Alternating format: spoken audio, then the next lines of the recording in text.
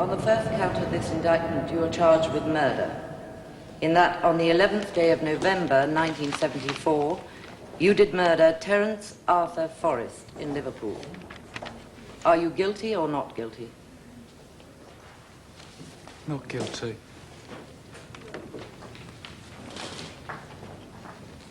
You plead not guilty to murder. Is that all? May I check with the accused that he knows his plea, my lord? I'd have thought he'd at least know that, Mr. Bray. My lord.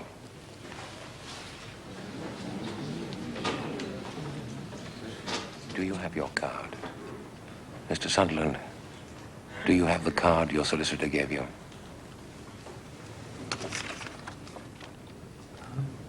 Not guilty of murder, but guilty of manslaughter by reason of diminished responsibility. On the second count of this indictment, you are charged with murder. In that, on the 6th day The defendant has admitted the unlawful killings of 8 men, 6 women, and 1 child. The essential facts of these killings are not in dispute.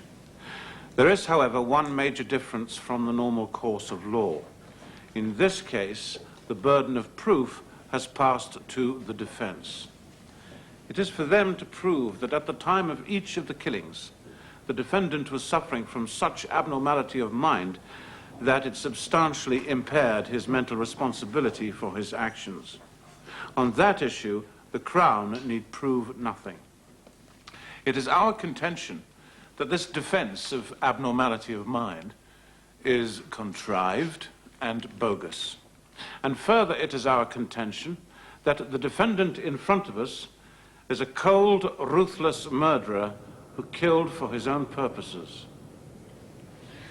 Frank William Sunderland was born in Birmingham in 1957. He lived there with his mother till he was 17, when he moved to a boarding house in Manchester. By his own admission, he fell in with a hard-drinking crowd. At that point, my lord, may the jury see exhibit number 14, the first hammer. On the 11th of November 1974, the defendant, after drinking heavily for 2 days in Manchester, bought that hammer at a local shop, crossed to Liverpool, and battered to death an old man he'd never met before that day. This was the first killing, Terence Arthur Forrest. That's right, my lord. May the jury now see exhibits number 5 and 6, the books of photographs. These photographs are in the chronological order of the killings. Pages 1 and 2, Forrest. 3 and 4, the battering of another old man, Ronald Rain, as he lay asleep on a park bench less than 2 months later. Pages 5 to 10, Peter Leggett, a young accountant, battered to death as he lay asleep in his tent on a climbing holiday in the Lake District. Beside him, his girlfriend, Karen Kirby, a legal secretary from Rotherham. She was strangled. Sunderland I'd ask that you stay with me. Sunderland has admitted that he lay in wait watching them for almost 2 days before he attacked. It was to be almost 2 years before he killed again. Pages 11 to 18, the Howjigo killings. We shall no doubt have to face a great deal of distressing evidence throughout this trial. I sympathize, but we must steel ourselves. According to the defendant's statement, he burst into the kitchen of the Howjigo household at 11 at night. He smashed Brian Howjigo's head with a hammer, ran upstairs and strangled Angela Howjigo as she lay in her bed. He then did the same to their 5-year-old child, Janice. I quote his own words. I stood behind her. She was playing with a teddy bear or something. Then she turned and saw me. She handed me the bear and put her arms up to me. I reached down and picked her up by the neck. I held her out in front of me. She was like a doll. She didn't struggle much. When she was dead, I dropped her. Chief Superintendent, how long did the defendant stay in Hadjiger House after the killings? 3 days. Did you ask him why? He said there was food in the fridge and the little girl's bed was warm.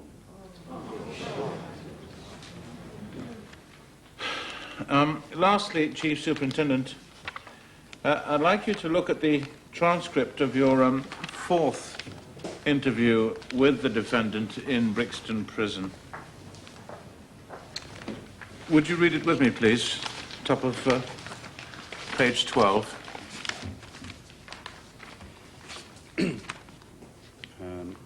Why did you kill the girl, Billy? Paradise. It's all around you, isn't it? Paradise? That's right. Do you think that little Janice Hojigo saw it? Did he answer your question, Chief Superintendent? No, sir. What did he do? He winked. He winked. Yes, sir. Thank you, Chief Superintendent. Very much. You say the defendant was studying psychology in his cell from the 6th of January onwards, Mr. Bray. It's my birthday. I thought he was going to get me a present, but he just carries on reading these books at the library. Yeah. Were you once a patient at Elm Park Special Hospital? That's right. Mm-hmm. For those of the jury who do not know of Elm Park, it is a maximum security mental hospital. Whilst on remand with the defendant in Brixton Prison, did you happen to mention Elm Park? I told him all about it. Skylar's paradise. Gym, swimming pool, telly in your cells, no screws. Told him it was a place to go. Was he interested by this? Wanted to know how to get in there, didn't he? I told him it was easy. Just look blank, tell the shrinks you're hearing voices, anything. How did he respond to that? He said, see, Roy, if I can con them into letting me in there, I can con them into letting me out. Thank you, Mr. Bray. You have recently completed a 12-year sentence for armed robbery. Am I right, Mr. Bray? You are? I have here your prison record. It says, often ingratiating. What do you say to that? They write what they like. Can you repeat what you allege the defendant said to you? Yeah, I can. If I can con them into letting me in there, I... Learn it by heart, did you? No. Well, learn it to ingratiate yourself with the prison authorities. I didn't kill a 5-year-old child, did I? 7 years ago, you were transferred from prison to Elm Park, having been diagnosed as suffering from a severe personality disorder. Correct? I wanted a holiday. You're saying you conned the doctors. Of course I did. Having been treated for 2 years, you were then transferred back into the main prison system. If it was so wonderful at Elm Park, why didn't you continue conning those doctors? I tried, didn't I? Yes, you did. You filled your mouth with shaving foam, Mr. Bray. Is that the sort of amateurish con trick you used to get yourself in there in the first place? It's easy, isn't it? You're a good con man, are you, Mr. Bray? Hey? He said what I said he did. He's the con man. Nine. Bastard. You couldn't deceive the doctors, and neither can you deceive this court. Hello, Billy. Piss off. Went a bit over the top this time, didn't you? You will address counsel, not the prisoner at the bar. Oh, sorry, Your Honour. And you will address me as my lord. Yes, your lord. Mr. Leatherbridge, I'd like you to cast your mind back to the time you lived in the same Moss Side, Manchester boarding house as the defendant in late 1974. Don't mean a thing. You lived there with the defendant and another friend, Mr. Arnie Veck, am I right? Aye, Arnie, that's right. Are you aware that the defendant has made a statement to the police that on the 10th of November 1974, you attempted to rape him? I didn't ask for any of this. I didn't give permission. It is part of a statement you made to the police. It is admissible evidence. It was private. You will not interrupt. Mr. Leatherbridge, What? he says you tried to rape him. He said that? Yes, Mr. Leatherbridge, what have you got to say to him? Oh. Oh, bloody flabbergasted. If I weren't in court, I'd smack him. You say it to my face, you lying bastard. There's no truth in this allegation. No, there bloody well isn't. None whatsoever. No. Thank you, Mr. Leatherbridge.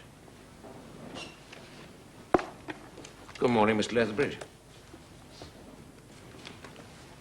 I believe you're also known as Slim, and sometimes as the Moss-Side Cowboy. So what?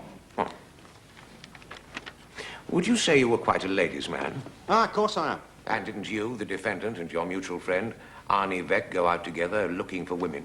All the time. Yeah. Was Mr. Sunderland good at it? Must be joking. Arnie Veck? Well, he tried. But you were the most successful. But no point in being modest, is there? None whatsoever. My lord, at this point I should like to enter a deposition of Mr. Arnie Veck, now a resident of Sydney, Australia. We have no knowledge of this. My lord, it has only just arrived. As you will see, it is very relevant to the testimony of this witness, and I believe he should have an opportunity to answer. I strongly protest. You have re-examination, Mr. Burley. After all, he is your witness. Thank you, my lord. I'll only read the relevant section. It's a long time ago, but I do know Slim always fancied Billy rotten and was always having a go at him. He was doing it with other blokes anyway. Were you? He's a bloody liar. If anyone did, it was him.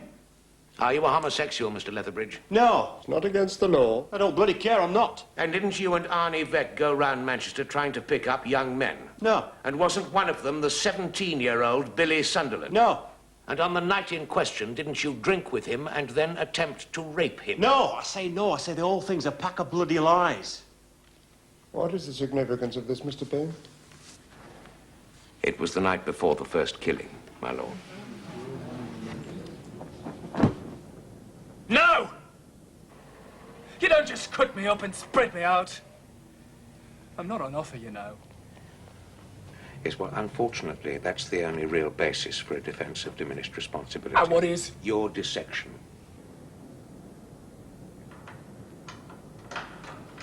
The defense will now bring evidence of abnormality of mind and impairment of mental responsibility.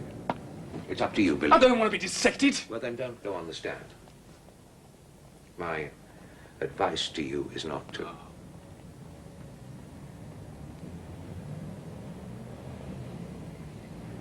I want to tell the truth.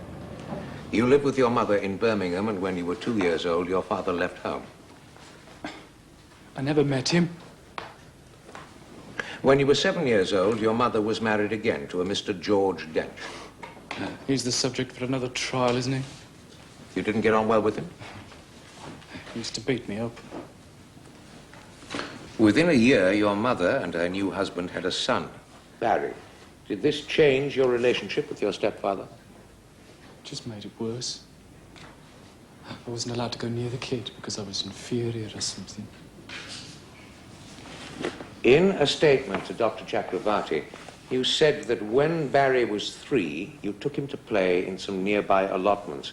Will you tell the court what subsequently happened? George found out.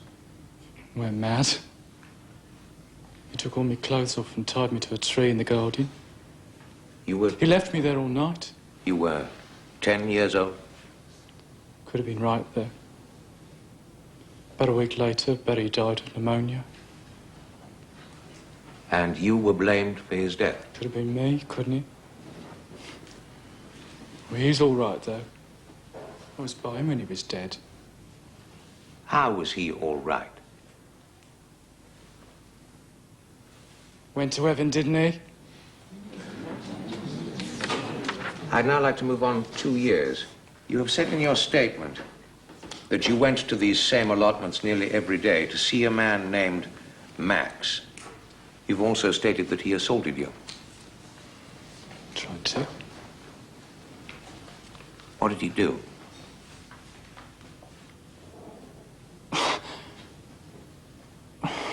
Put his hand on me.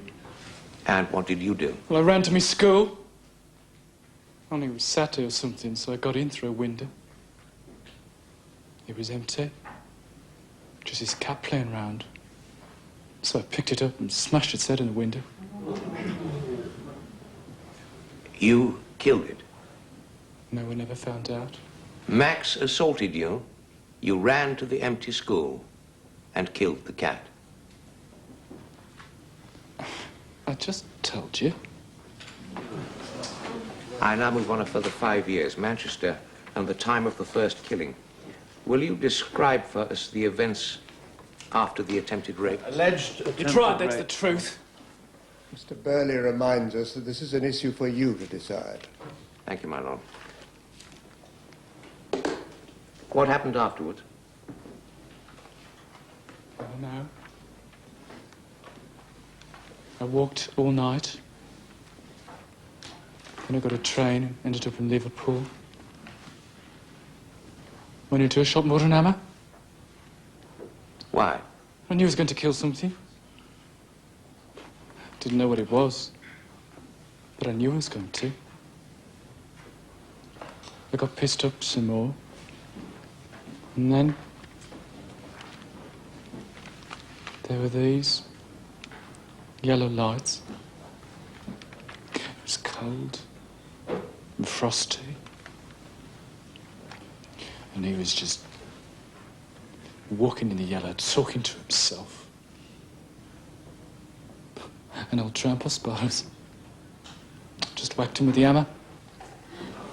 Did you buy another hammer before you killed Ronald Rain on the same patch of wasteland? I knew a killing was going to happen. Did you know that you were going to kill? I don't know. All day in Liverpool, I was getting very pissed up. I can remember when I was drinking. I leaned up against the bar, and I could feel the hammer under me pull over. Well, I knew it was going to happen. It was like some kind of secret, and it was mine. And, what was this secret? That I could kill, that I'd learned how to do it. Made me smile. And this secret made you kill It didn't make me Ron- do anything, I just had it. Sometimes it got out of control. Would you accept that you've now progressed from the impulse killing of the cat to the more considered killing of Mr. Forrest with the hammer, and now to the realization that you were the possessor of a great secret? My lord, with respect, my learned friend is quite blatantly leading the witness. My lord, I'm merely endeavoring to sum up a process already described by the defendant. Be careful not to sum up thoughts he hasn't had, Mr. Bray. Thank you, my lord. Did the secret develop in any way? Just got stronger. And as it did so, would I be correct in saying the killings became more considered? I got more careful. I decided to buy rubber gloves so I wouldn't leave prints. And you watched before you attacked? Yeah. And with the exception of Jenny Govan in Edinburgh, this became the pattern for all the killings. Males battered to death with the hammer, women, and I include the 5-year-old Janice Hajigo, strangled. That's right. Then let us take an example of this pattern. Will you describe to the court the events leading up to the Hajigo killing? It's the same. I knew there'd be a killing. How did you know? I've told you. It's the secret. I just got on a bus and ended up in Stockport. Then I walked around and I saw them through the window. It was yellow in there. And then I went home. Still carrying the hammer and glove? Oh, yeah, of course I was. And the next night, I went and watched them having tea through the window. Then the mum put the little girls to bed. And they watched telly.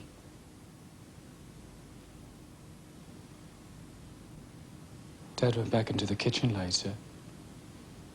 And I had to run to catch the last bus back to Manchester. And you had the hammer with you all that night, too? Yeah. I just lay in bed in a kind of dream.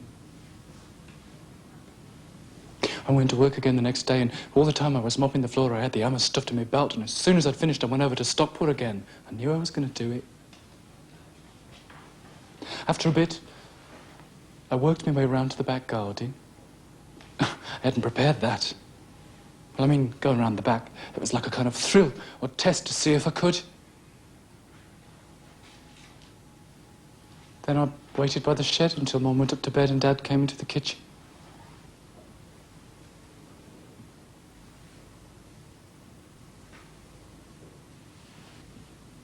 You know what happened next?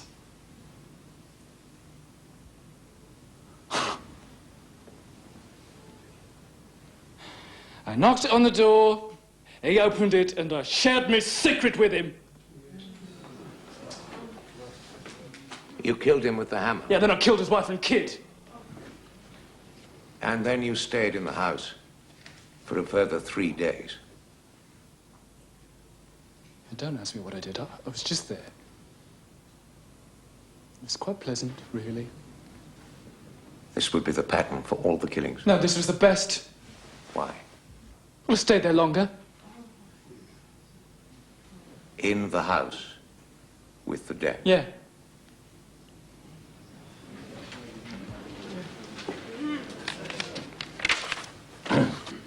I now move on to the one exception, inasmuch as it was impulse and not pre-planned. Look, I don't plan anything. I'm not an architect.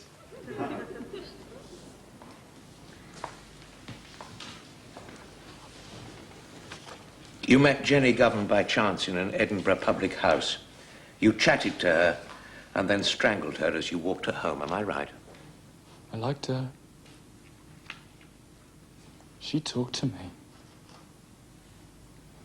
I think she wanted me. I think all the others wanted me, in a way, too. How did she want you? Sexually? Probably. I'm not unattractive, you know. And, how did the others want you? Well, I think finally they wanted me to kill them. But just because I talked to the girl first doesn't make any difference. It's all the same. Why did they want you to kill them? Because they wanted to share the secret. Like you do. And how did they share it? By being dead. Mr. Sunderland, I think it's about time you told us what this secret is.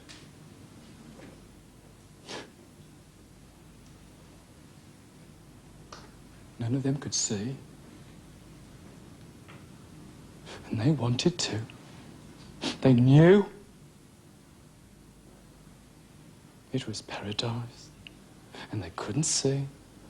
Well, I could. It's everywhere. Will you tell me, Mr. Sunderland, how you relate this paradise to the strangulation of a 5-year-old child? Well, she'd never have seen it, would she? Same as you won't. Yeah. You dress up and pass judgment on people, but you don't see anything. That doesn't answer my question. Of course it does. If she's surrounded by fools, she'll become a fool herself and she won't be able to see. She knew that. That's why she wanted me. How did she know that? We all know it!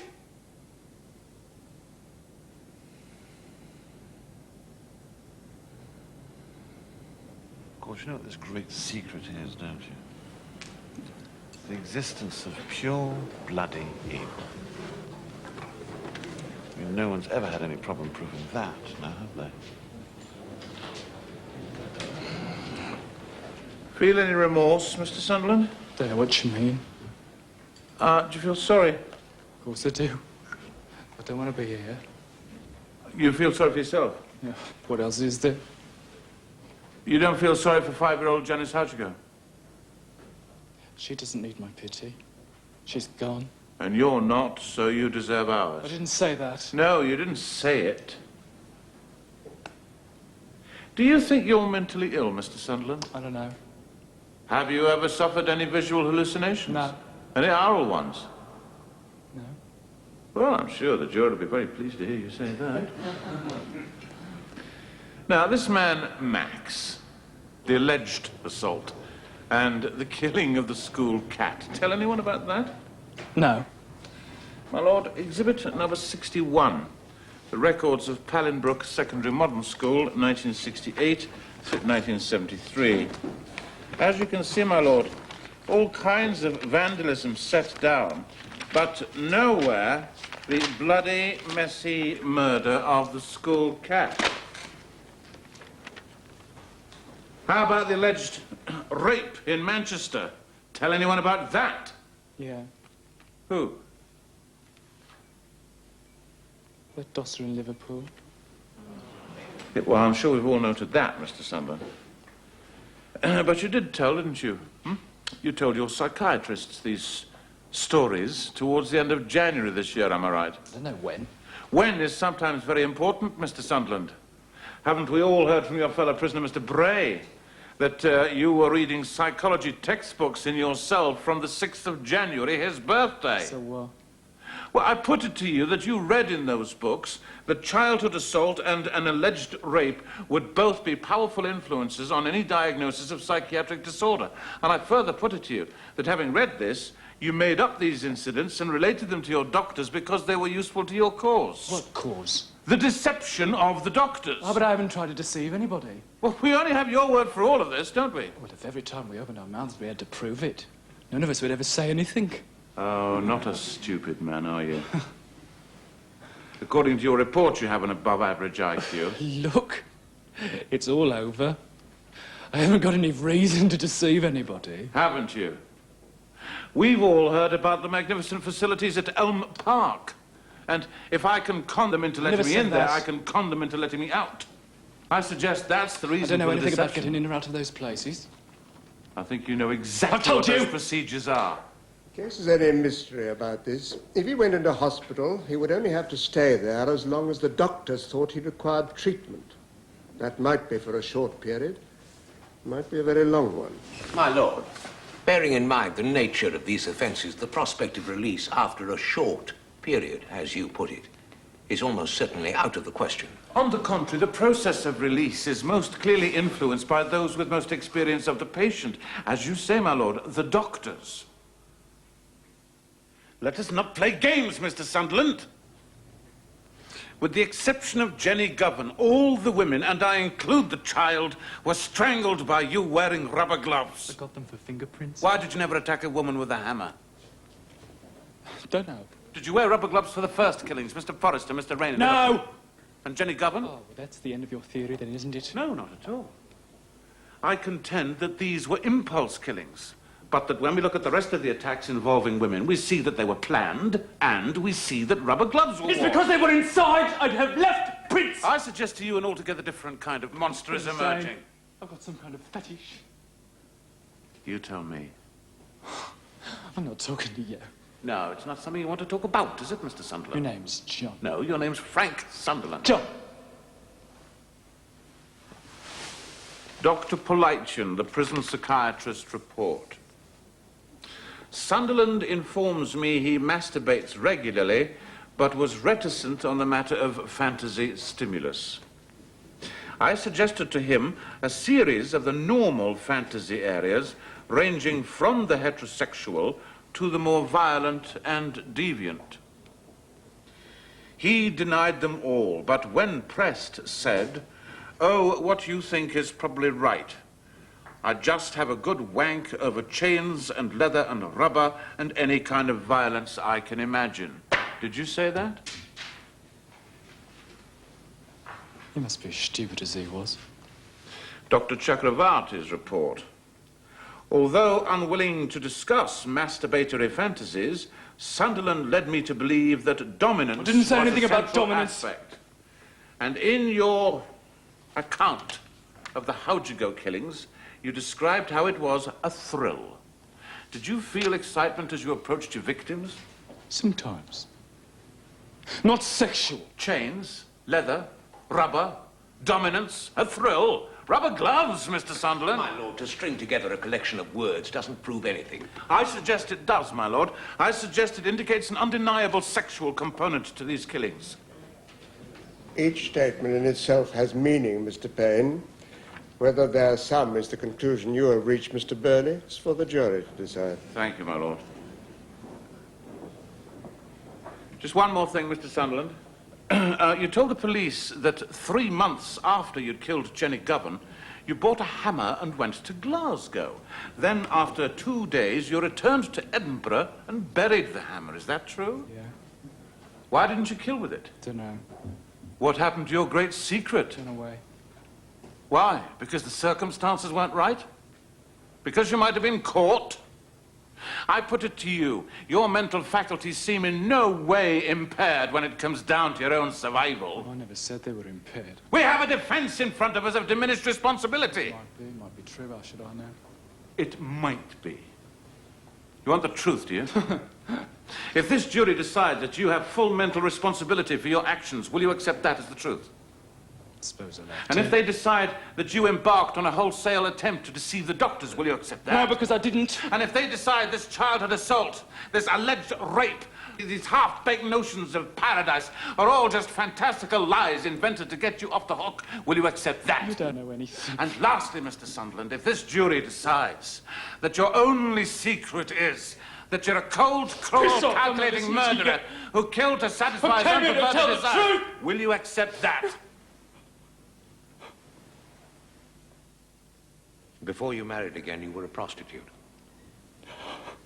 Yes. When the defendant was a young child, did you ever take clients back to the house in which you both lived? He locked himself in his room. How old would your son have been? 3, 4. And he locked himself in? Yes.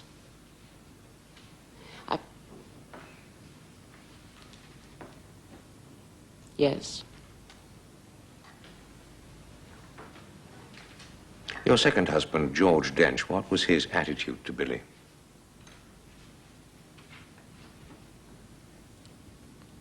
He didn't like him.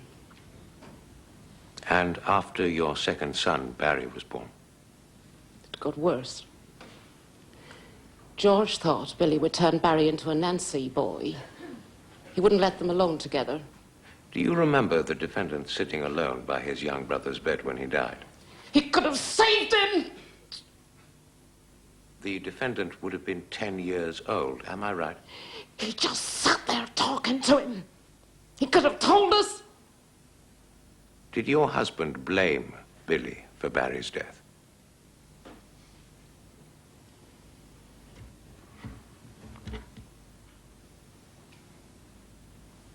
I don't know. I can't remember.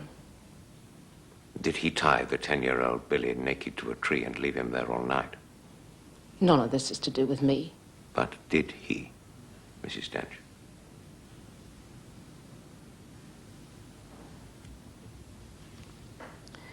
I don't. You did. You know he did. You know he did.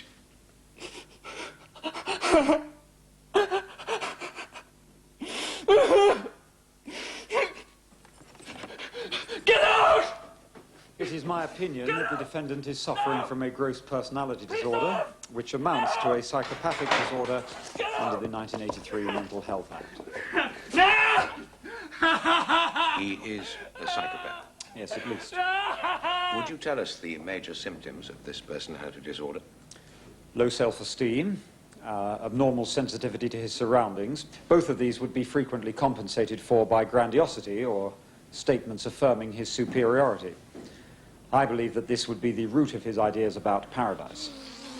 In fact, I'd go further. I would say that Sunderland is almost certainly transiently psychotic. Would you explain that? Yes, it is when the patient is disturbed by what he thinks are external stimuli, voices or hallucinations perhaps, and subsequently has no control over his actions. The most common way of describing psychotic would be to say mad. Thank you, Doctor.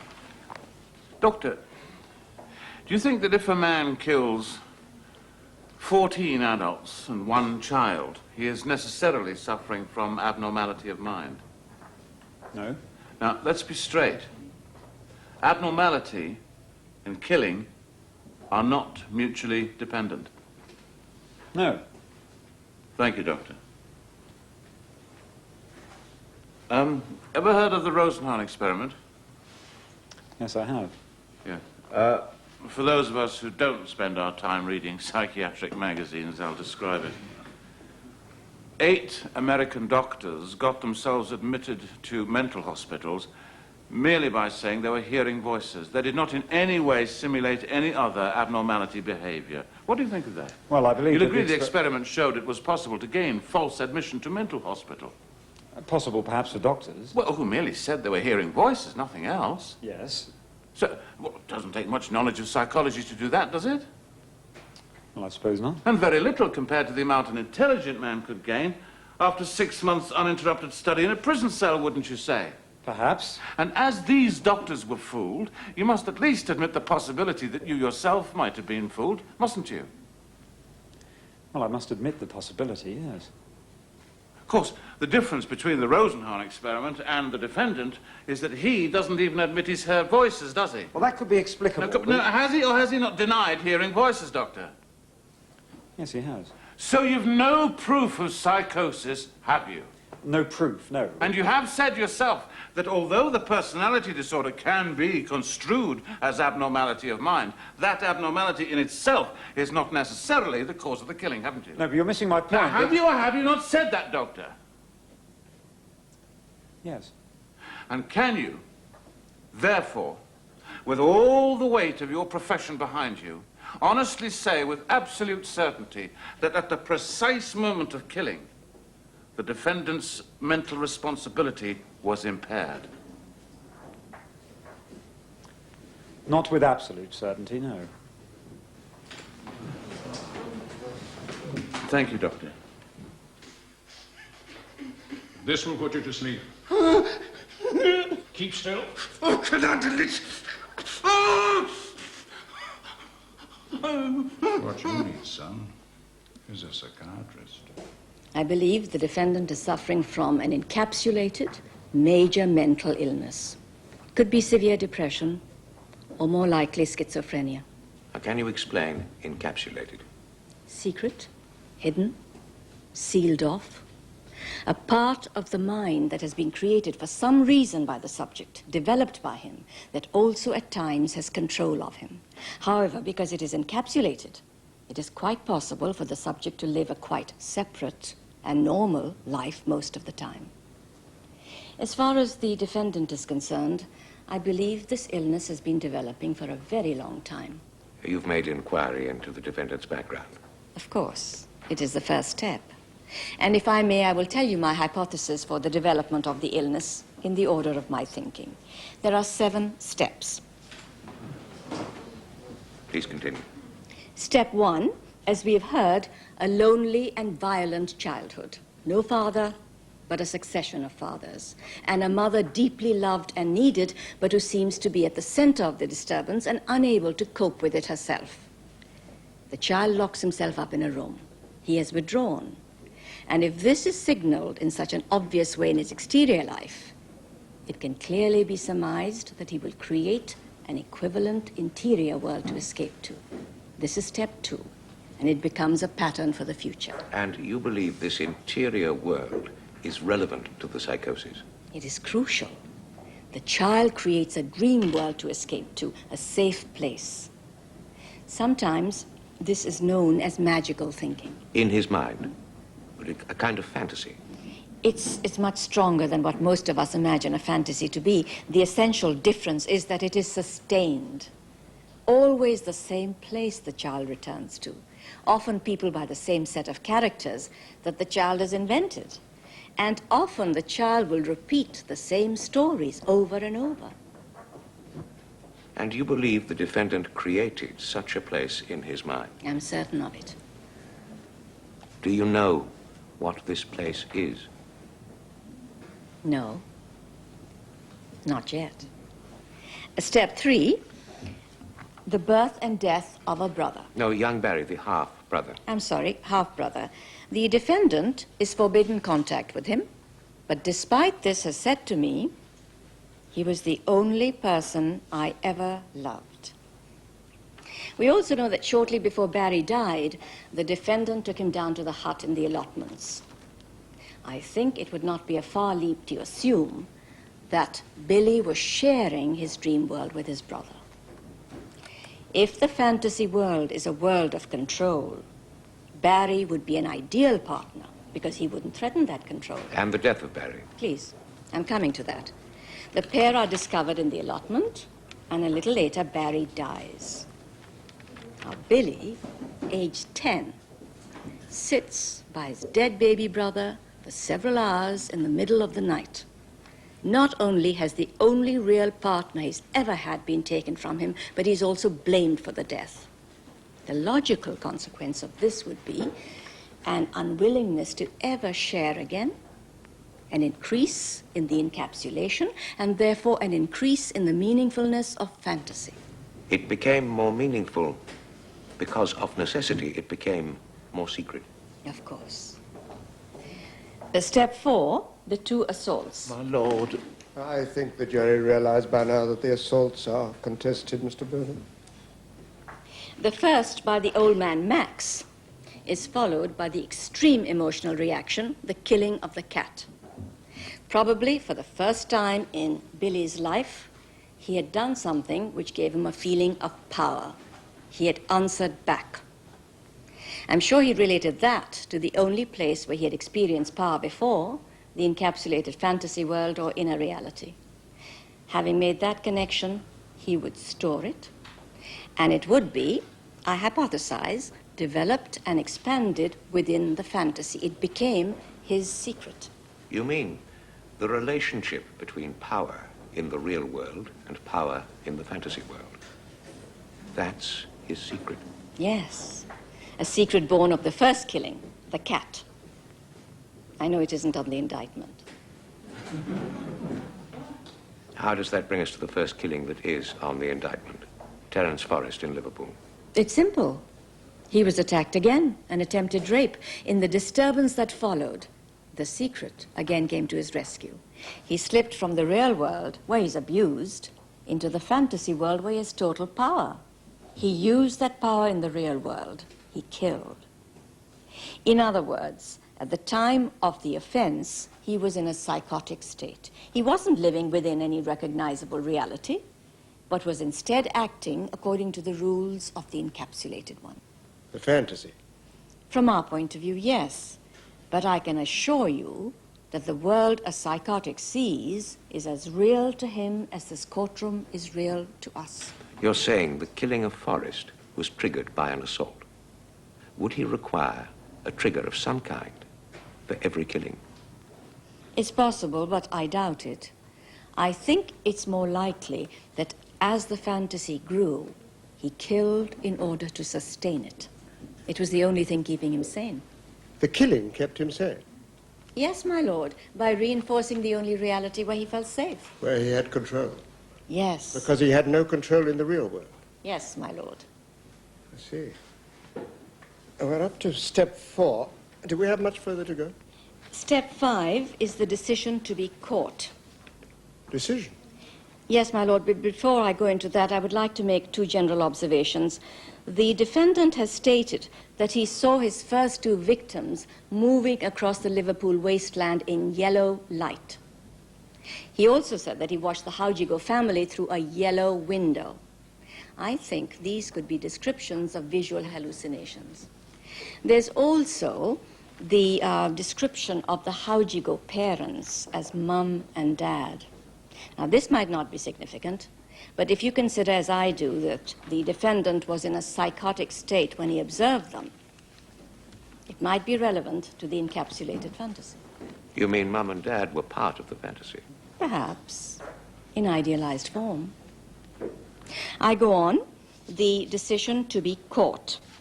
I believe he made it because he felt that his illness would soon be out of control. It would be a full-blown psychosis. For us, yes, but for him, It would be the confusion caused by the two worlds, the one of reality and the other of fantasy, coming so close together that he could hardly distinguish between them. He was losing control. And he would realize that. He would realize that he couldn't keep the two worlds separate. I think he begins to ask for help. The killings become more and more reckless. For example, the Howdigo family killings were very careful. He didn't make much noise. He drew the curtains and he stayed in the house for 3 days. Now, the last killings, the Chant family, were just the opposite. I think he was asking to be caught. And yet he refused to cooperate with the police for 24 hours. Yes, and for the same reason, he still refuses to admit that he's hearing voices. Even though he's confused, his capacity for survival still depends upon the encapsulated reality. You must realize how important and powerful this is. He's already killed 15 times within it. He won't give it up easily.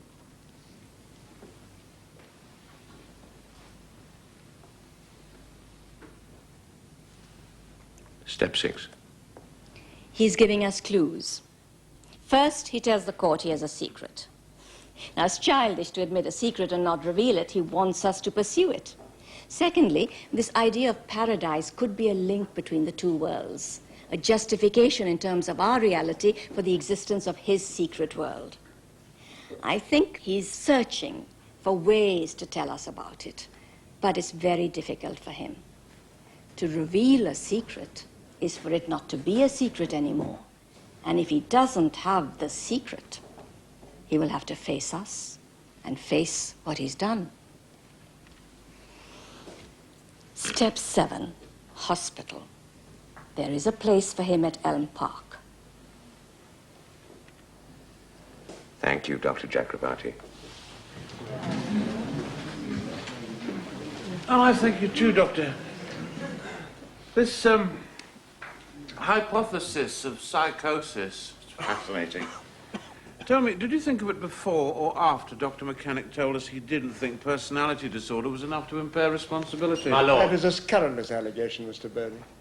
Then I apologize unreservedly, my lord. What evidence have you for this interior reality, this fantasy, Doctor? As I said, But in just locking counting his himself toes in. or looking out the window? He may well have been, but neither of these activities would stop the mind. Yes, but you don't know that's where it all started, do you? We don't know anything.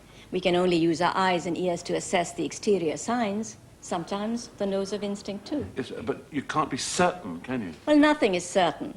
Both the law and psychiatry have that much in common. I want an answer to my question! And I want you to be not so rude. Please answer the question, Doctor. The locked door is part of an overall picture. I'm certain of the whole. I can't be certain of all the individual parts. I see. Can we be certain of other tales of childhood, I wonder? He says he was tied to a tree in the garden. Do you believe him? It fits too precisely in the general pattern for him to have made it up. Well, his mother denies it. She's a liar, then, in your opinion. Let's say she forgot. She didn't forget a criminal record as a prostitute, did she? No. Perhaps the betrayal of your child is harder to admit.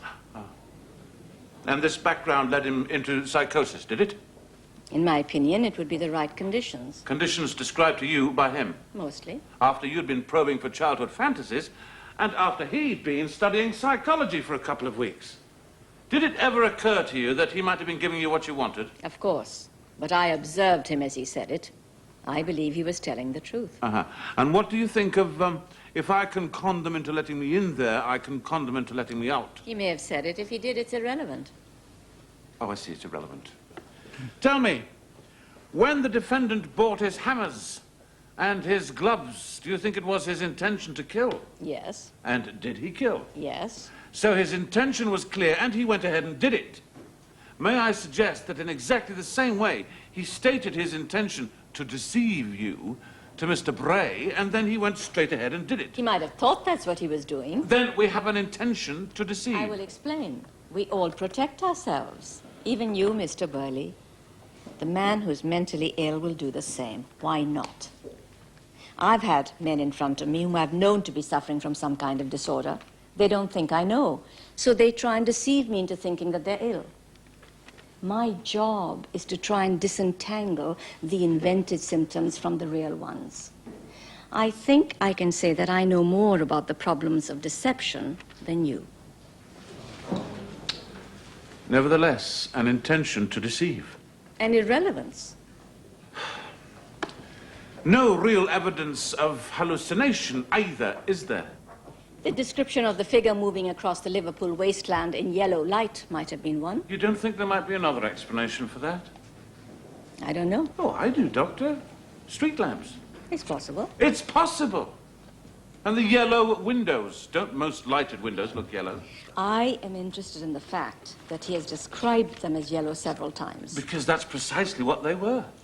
Within the whole picture, what you might think as ordinary will perhaps have greater significance than you think. Well, I see no particular significance in street lamps, Doctor, but we'll let that pass. Tell me, do you think there is a sexual component to these killings? There are those who think there's a sexual component to everything. I'm not so sure. You don't think wearing rubber gloves to strangle women has any particular significance?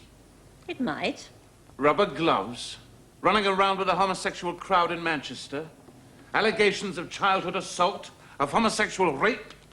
Can't be said the defendant didn't have sex on his mind, can it? The fact that the context of what he said is homosexual doesn't mean that he has sex on his mind any more than anyone else. But you don't think he's homosexual? He says he has no sexual experience. My instinct is to believe him. Well, isn't that in itself unusual in a man of his age? Unusual, yes, but not impossible. Mr. Burley, if there is a sexual component, it's very deep. All I can say is that I haven't discovered it yet. Could that be because the defendant didn't want you to know? It's possible, but I think I would have seen it if it's as evident as you think. It's possible. We're going to be arguing again about certainties. There are few. I disagree, Doctor. There are 15. 8 men, 6 women, and 1 child.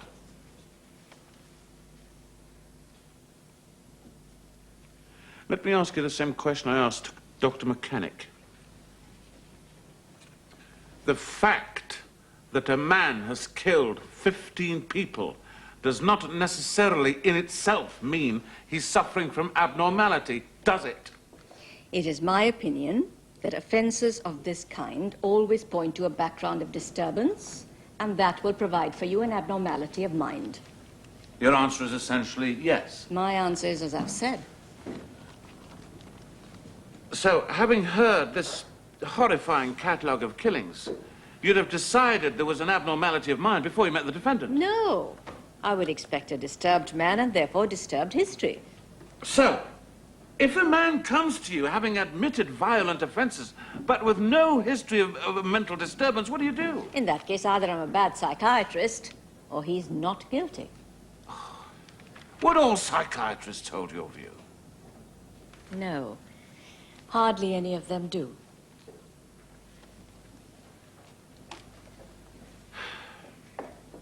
Do you believe in the existence of evil, Doctor? No. You don't? And not as something separate that's visited on some people and not on others. You don't think Hitler was evil, for example? I would think he was disturbed. Do you believe in the existence of criminals, Doctor? There are offences and those who offend. And this amuses you? Forgive me. It makes me smile when people are shocked that I don't believe in evil. You see, it's obvious to me, that's all. I don't think a baby can be born evil. Therefore, I think something must have happened to that child if he or she is to end up here. I also think it is my purpose to discover what that is. You don't think we should ask the question, mad or bad? It's irrelevant. What we have created, we can cure. You don't think that's a somewhat fanciful notion that might most appeal to those who would most benefit from it? The professional psychiatrist who sees daydreams as cause for killings and hallucinations in street lamps. It's as easy to mock psychiatrists as it is to be cynical about lawyers, Mr. Burnley. I do not mock psychiatrists, Doctor. I do not even mock you. It's your methodology that perturbs me. Now, let's examine this hypothesis of yours, shall we? Step by step. 1. You'll allow the degree of disturbance in the defendant's background is contested. Not by me. Step 2, the creation of the interior reality. You'll agree we've only got the defendant's word for that. In part. 3, the defendant's relationship with his brother. Only his word for it again. Supported by 4, his mother. the alleged assaults. Only his word for it again. It fits a coherent 5, pattern. the laughable idea he wanted to be caught. Are we supposed to take this seriously? Of course. 6, he wants to share his secrets with us, so he gives us clues. You're very 7, insulting. the last step on the road to deceit, hospital. Yes. I put it to you, Doctor. You took this philosophy into the room with you before you saw the defendant. I suggest to you that before he'd opened his mouth, you'd begun looking for a background of disturbance, and because that's what you wanted, that is what you found. I look for illness, Mr. Burley, and you look for guilt. That's right, Doctor, and I found it. And lastly, Dr. Politchin, is a multiple killer automatically suffering from abnormality of mind? Absolutely not. Men have been killing for centuries. You have experience of men who killed for their own satisfaction? Undoubtedly. Then why do you think Frank William Sunderland killed, Doctor? Because he enjoyed it. Members of the jury, do you find Frank William Sunderland guilty or not guilty on the first count of this indictment? Guilty. You find him guilty, and that is the verdict of you all. It is. Members of the jury, do you find Frank William Sunderland guilty or not guilty on the second count of this indictment? Guilty. You find him guilty, and that is the verdict of you all. It is. Members of the jury, do you find Frank William Sunderland guilty or not guilty on the third count of this indictment? Guilty.